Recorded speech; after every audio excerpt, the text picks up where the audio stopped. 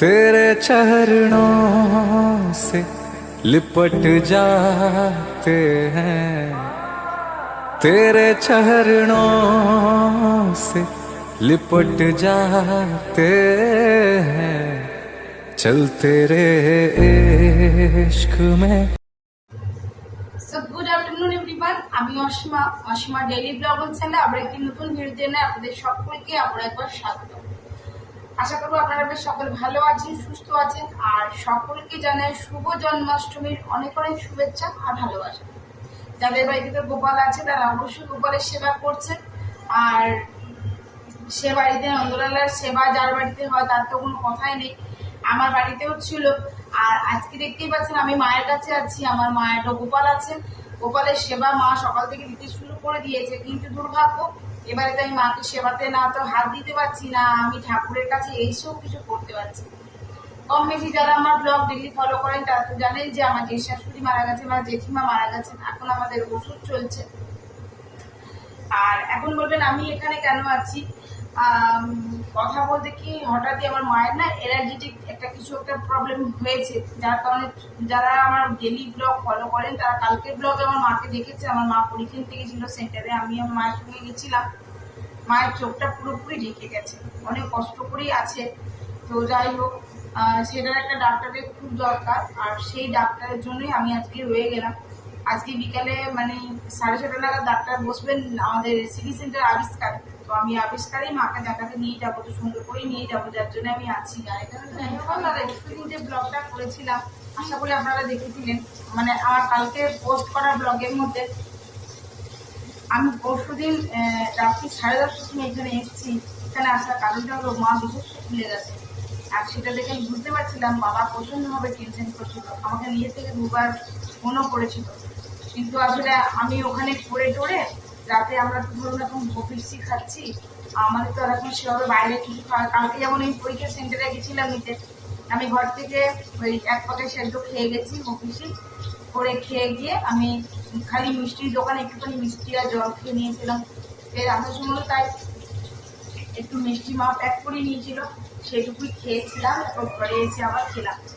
তো যাই হোক, মা এতটা খেয়েছিল যে সেদিনটা আমি রাত্রি 10:30টার সময় এখানে চলে এসেছি। এত রাত্রে এলাম, দেখছি বাবা একজন মূর্ছা গেছিল চিন্তায়। তো যাই হোক, আজকে মাকে নিয়ে যাবো। আপনারা দেখেছেন কম বেশি মাকে কেমন আছে। তো যদি আপনাদের কোনো ভালো ডাক্তার এরকম কারো জানা থাকে তো আমাকে একটু আপনারা ইনফর্ম করতে পারেন। আমি সেখানে আজকে মাকে নিয়ে যাবো। আমি আবিষ্কারে যে ডাক্তারটা বসেন ইনি খুব ভালো ডাক্তার, নামটা এই মুহূর্তে এখন আমার মনে পড়ছে না। আমার হাজবেন্ড নামটা লিখিয়ে দিয়ে এসছে, মানে ওই টিকিটটা কাটিয়ে নিয়ে যায়। তো বললো যত তাড়াতাড়ি মানে টোকেনটা কাটাবে তত তাড়াতাড়ি একটা আমার মায়ের টাকা না ওটা একটু ঠাকুরের কাছে একটু চাইবেন যেন আমার মা তাড়াতাড়ি সুস্থ হয়ে যায়। খুবই কষ্ট পাচ্ছে, মানে ওই মানুষটা তো কষ্ট পাচ্ছে ঠিক কথা, কিন্তু আপনি শুনবেন না আমার মার কাছে কখনো আমার যে এই হচ্ছে ওই হচ্ছে। ওই নিয়ে সংসারে যাবতীয় কাজ, আমার বাবাকে দুদিন ব্যায়াম করাতে পারিনি বলে সেজন্য কত কথা বলছে, দুদিন ব্যায়াম করাতে পারছি না, ব্যায়াম করাতে পারছি না। মানে শরীর থেকে কাঁচা রক্ত আর কি, শরীর থেকে মানে বড় রক্ত বেরোচ্ছে, চোখে দেখা যাচ্ছে না। আমার নিজের খুব খারাপ হয়েছে, কারণ তুমি রাতে বেলা বসে বসে একা একা কাঁদছিলাম, মায়ের কাছে তো আর কান্দা যায় না। খুব কষ্ট লাগছিল আমার ওগুলো দেখে। তো যদি আপনাদের কারো জানা থাকে এরকম কোনো ভালো ডাক্তার, তো আমাকে কাইন্ডলি একটু জানাবেন। আমি সেখানে তাহলে মাকে নিয়ে যাবো, আজকে একটা জায়গায় নিয়ে যাবো, দেখি ওখানে কেমন কি রেজাল্ট হয় না হয়। তো এতক্ষণ তো কিছুতে এখান থেকে যাচ্ছিল না, বলেছি যে তুমি যাও, মানে আমার মিঠিকে বললাম একটা জন্মাষ্টমী গান তুলে দাও মা, ঠাকুরের গান তুলবে মিঠি দিয়ে, ওই মাকে ভাগিয়েছি। এখন ওখানে গান তুলাচ্ছে। হ্যাঁ, গরমটা তো ধরুন আরো বেশি ধরুন কষ্ট হচ্ছে, কষ্টটা মানে কি বলবো, মানে সত্যি দেখা যাচ্ছে না, জানেন তো এত খারাপ লাগছে, এত কাঁচা রক্ত শরীর থেকে বেরিয়ে যাচ্ছে। তো যাই হোক, চলুন আজকে জন্মাষ্টমী তো আমাদের, আমি তো এমনি সেদ্ধ খাবো, আর দেখতে তো পেলেন আমাদের ঘরে সবই এই মানে তেল হলুদ ছাড়া খাবার। তো এখানে এসে মা বললো তেল হলুদ কি দরকার, তখন সেদ্ধ করে দেবো, সেদ্ধই খাবো। তো চলুন আজকে মানে আজকে তো ধরুন স্বাস্থ্য মতে আজকে জন্মাষ্টমী, কালকে আমাদের গোস্বামী মতে জন্মাষ্টমী। তো যাই হোক, আজকেও মা গোপালকে পায়েস টায়েস দিয়ে দিয়েছে, আর ভোগ প্রসাদে এমনি প্রতিদিন 3 বেলা করে ঠাকুরের লাগানো হয়। তো আজকে বাড়িতে নিরামিষই হবে। আর আমরা যে মা বলি যে তোকে বেকার হলুদ টলুদ লেগে যাবে, তো তুই ঘি গোবিন্দভোগ চালে ঘি আলু ভাতে ভাত দিয়ে খাবি, তাহলে ওটাই খাবো। আর সকালে টিফিন হয়ে গেছে, সকলেরই খেয়ে নিয়েছে, বাবারও খাওয়া হয়ে গেছে। আর এখন যেটা করছি, আমি মাকে কোনো তুমি একটু যাও, আমি একটু দেখিয়ে দিকে কি করতে পারি সেটা আমি করে দিচ্ছি, তুমি যাও। হ্যাঁ, কিছুতেই করতে দেবে না, খ্যাচ খ্যাচ করবে আর আমাকে বলবে এখান থেকে তুই যা। তুই কি করবি? তুই ওখানে করবি, এখানে করবি, তুই যা।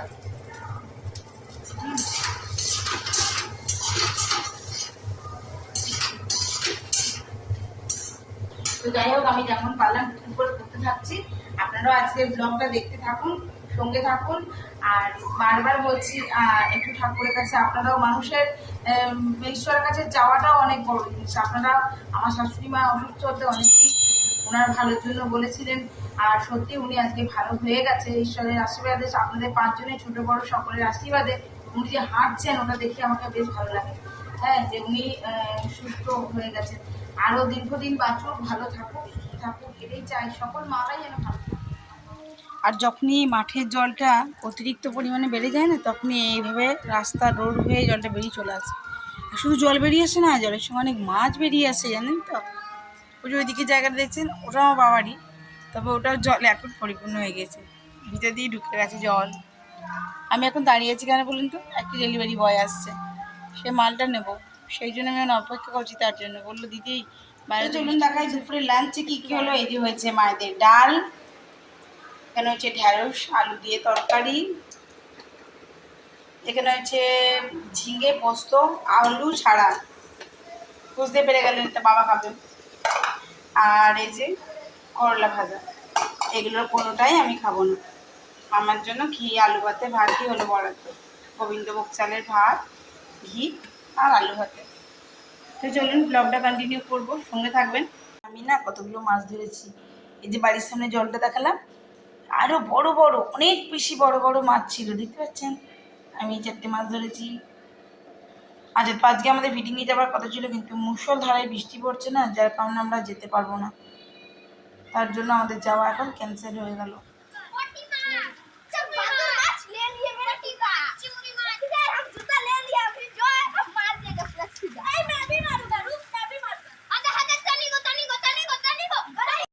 তো এত বৃষ্টি হওয়ার কারণে না আমরা আজকে দুপুরে বাসটা মনে হয় না ধরতে পারবো, কেন ওইভাবে যাওয়াটা খুবই ডিফিকাল্ট। আর যদি ফুলের তলায় জল জমে গেল, তাহলে তার বাস ওদিক থেকে ওদিকে চলে যাবে, এদিকে আর আসবে না, যাওয়াটা খুব কষ্টকর বলে ওকে বললাম ফোন করে যে কীভাবে যাব। আর দেখলেন তো, আপনাদেরকে দেখালাম আমি কতগুলো মাছ ধরেছি, 4খানা ধরেছি, আরও বড় ধরতাম, কিন্তু ওই যে বাবা চিৎকার করে দিল, বলছে ঘর ঢোক। হ্যাঁ, এই সময় কেউ তোদের মাছ ধরে, আমি খাবো না তো কী আছে, ধরবো তো কী অসুবিধা, ধরবো ভালো অ্যাকোয়ারিয়ামে নিয়ে গিয়ে ছাড়বো। দিয়ে আবার আমার বর বলছে যে দূর পাগল আছিস নাকি, যে অ্যাকোয়ারিয়ামে ওই মাছগুলো কেউ ছাড়ে, কামড়ে খেয়ে দেবো ওই মাছগুলো যেগুলো ছাড়া আছে ওরা। যাই হোক ছাড়গা, তাহলে এখানেই বাবা আমরা খেয়ে নেবে। দিয়ে যাই হোক, মাছগুলো কিন্তু কোনোরকম কিছু দেওয়া নাই তো, কিন্তু মাছগুলো বেশ মিষ্টি থাকে। আমি আগে খুব খেতাম প্যাকাল মাছগুলো, ভালো লাগে। তো যাই হোক, আজকে তো যাওয়া হলো না, কালকে মনে হয় যাবো আমরা। আর আজকের মতো ব্লগটা এখানে শেষ করছি। ভালো লাগলে অবশ্যই লাইক কমেন্ট শেয়ার করে দিও। যদি আমার চ্যানেলে নতুন বন্ধু হয়ে থাকো, সব প্লিজ আমার চ্যানেলটি সাবস্ক্রাইব করা বিশেষ অনুরোধ রইল। সকলে ভালো থাকো, সুস্থ থাকো। মাছ ধরতে গিয়ে দেখো আমি কারণ ভিজে গেছি, আর ভিজে নিয়ে আমি আবার জামা চেঞ্জ করে নিয়েছি।